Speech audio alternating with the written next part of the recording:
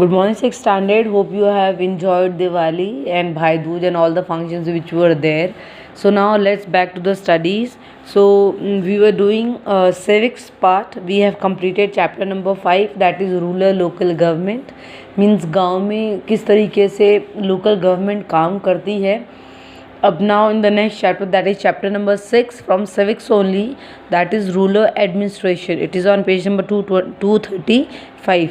now गांव में हर एक जो काम होता है वो किस तरीके से होता है. एडमिनिस्ट्रेशन मतलब हर एक चीज़ के लिए अधिकारी हैं और वो अपना काम कैसे करवा रहे हैं. जैसे रोड बनवाने के लिए दे हैव अ मेंबर, पानी सप्लाई करने के लिए दे हैव अ मेंबर, गांव में सिक्योरिटी करने के लिए they have a member.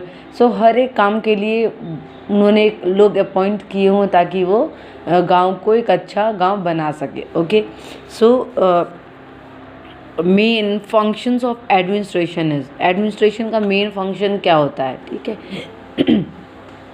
Administration का प्रॉपर हिंदी वर्ड है प्रशासन. जैसे स्कूल का एडमिनिस्ट्रेशन क्या है, दैट क्लास टीचर्स को एक एक क्लास दी गई है, सब्जेक्ट टीचर पढ़ा रहे हैं, स्पोर्ट्स वाले उनको स्पोर्ट्स करवा रहे हैं, हर एक काम डिसाइडेड है. उसी तरीके से एडमिनिस्ट्रेशन में भी सारे काम डिसाइडेड होते हैं. सो एडमिनिस्ट्रेशन का क्या काम है, पहला है it is there on page number 235 to maintain law and order. क्या मेंटेन करना, कि गांव में लॉ एंड ऑर्डर मेंटेन रहे, कोई भी कानून बने और सब उसका पालन करें. ठीक है, to ensure all records are maintained properly. जो भी रिकॉर्ड्स बन रहे हैं गांव में प्रॉपर तरीके से बने. रिकॉर्ड्स कौन से, कि एक गांव में कितने बच्चे पैदा हुए, कितने लोग मरे हैं, किसके पास कितनी प्रॉपर्टी है, सबके रिकॉर्ड्स कौन रखता है, ये सब काम एडमिनिस्ट्रेशन के अंडर में ही आता है. Third point, rescue and relief in case of calamity. कभी भी अभी आप देखोगे जैसे बाढ़ आ गई है ना, कभी सूखा पड़ गया, तो उसके लिए भी एक रेस्क्यू टीम बनाई हुई है कि कभी ऐसा हो तो उन लोगों को रिलीफ पहुंचा सके, मतलब सामान वगैरह पहुंचा सके, ताकि वो भूखे ना मरे या फिर कुछ और प्रॉब्लम ना फेस करनी पड़े. Time to time rescue team उनको जाके उस जगह से भी निकाले. साइड बाय साइड जैसे फ्लड आ गया तो जो लोग वाटर लॉक्ड एरिया में फंसे उनको वहाँ से निकाले. ड्रॉट में तो निकालने की ज़रूरत ही नहीं, तो वहाँ पे उनको राशन पानी दे सके. That is the work of rescue team. Next is collection of taxes and revenue. Proper तरीके जिनके पास ज़्यादा ज़मीन उनसे टैक्सेस कलेक्ट करना, रेवेन्यू कलेक्ट करना, जिससे कि हम डेवलपमेंट कर सके उस गाँव में. ठीक है ना. डिस्ट्रिक्ट एडमिनिस्ट्रेशन, डिस्ट्रिक्ट मतलब जिला. इंदौर इज़ अ डिस्ट्रिक्ट, तो हमारे इंदौर का भी एक डिस्ट्रिक्ट मजिस्ट्रेट होगा. ठीक है, सो नाउ जो डिस्ट्रिक्ट मजिस्ट्रेट होता है वो डिस्ट्रिक्ट लेवल पे सबसे हाई रैंक पे होता है. मतलब उस डिस्ट्रिक्ट का सबसे ऊंचा लेवल कौन सा है, डिस्ट्रिक्ट मजिस्ट्रेट. और डीएम उसको और भी अलग नाम से बोला जाता है, जैसे डिस्ट्रिक्ट कलेक्टर. ठीक है, डिस्ट्रिक्ट कलेक्टर या फिर डेप्यूटी कमिश्नर, ये सारे नाम है किसके, डिस्ट्रिक्ट मजिस्ट्रेट के. Now district they are basically 3 arms of district administration. मतलब डिस्ट्रिक्ट एडमिनिस्ट्रेशन भी 3 फंक्शंस पे रिलाई करता है. पहला, maintain law and order. Second, maintenance of land records and collection of land revenue. ना डिस्ट्रिक्ट में देखो, अगर मैं इंदौर की बात करूँ तो इंदौर में कितनी सारी जगह है. इंदौर में आपके राजेंद्र नगर है, राऊ है, मऊ है ना. ये सारे एरियाज़ कहाँ पे आ रहे हैं, इंदौर में आ रहे हैं. इंदौर में इन सारी चीज़ों को कौन देख रेख कर रहा है, मऊ को कौन देख रहा है.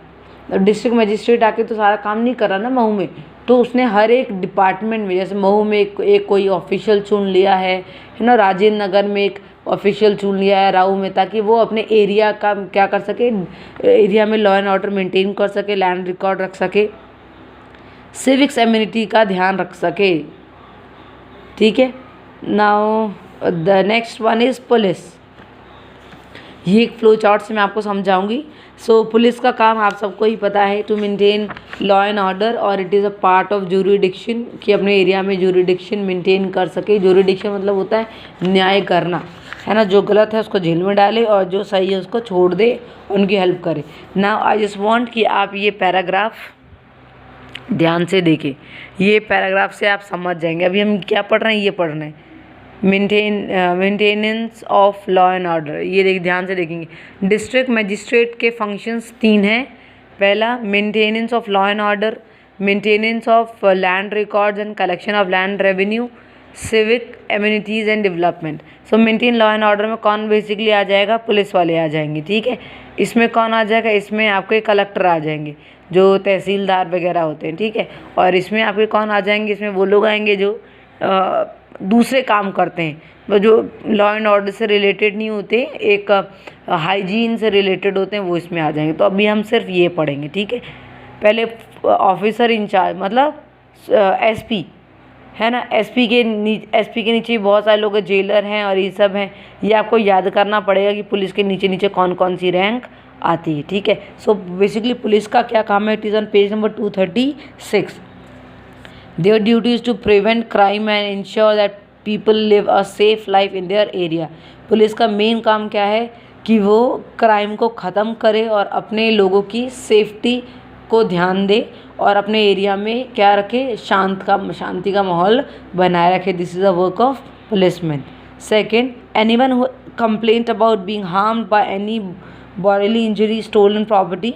अगर किसी भी कंप्लेंट्स आ रही कि हमारे यहाँ पे चोरी हो गई, किसी ने हमको मार दिया, तो उसके ऊपर एक्शन लेने का भी काम किसका है, पुलिस का ही।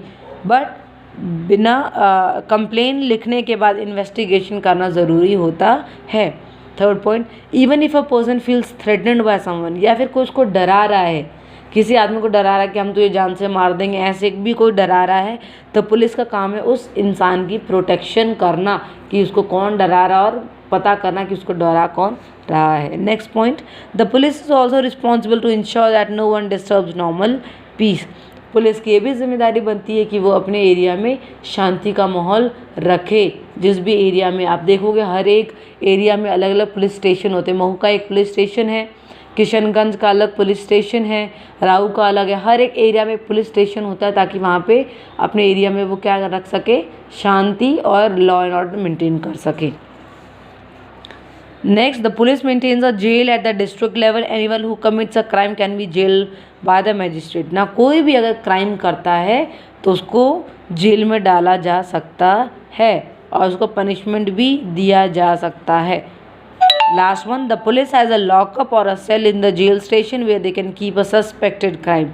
Now हर एक पुलिस स्टेशन में आपको छोटा सा लॉकअप दिखेगा या सेल दिखेगा जहाँ पे वो सस्पेक्टेड मतलब जिस पे शक है, ऐसा नहीं उसने क्राइम किया, शक है, ऐसे क्रिमिनल को उसके अंदर रखते हैं तब तक जब तक इन्वेस्टिगेशन कंप्लीट ना हो जाए। सो प्लीज़ आप ये लर्न करेंगे, है ना। लॉ एंड ऑर्डर कौन कौन लोग मेंटेन करता है, सबसे नीचे कौन आते हैं, चौकीदार जाते हैं, फिर constable, head constable, assistant sub inspector, फिर SHO, इंस्पेक्टर और station house officer, then deputy superintendent of police, then superintendent of police, then officer in charge. These are the ranks, those who are responsible to maintain law and order in the area. Please read page number 235 and 236.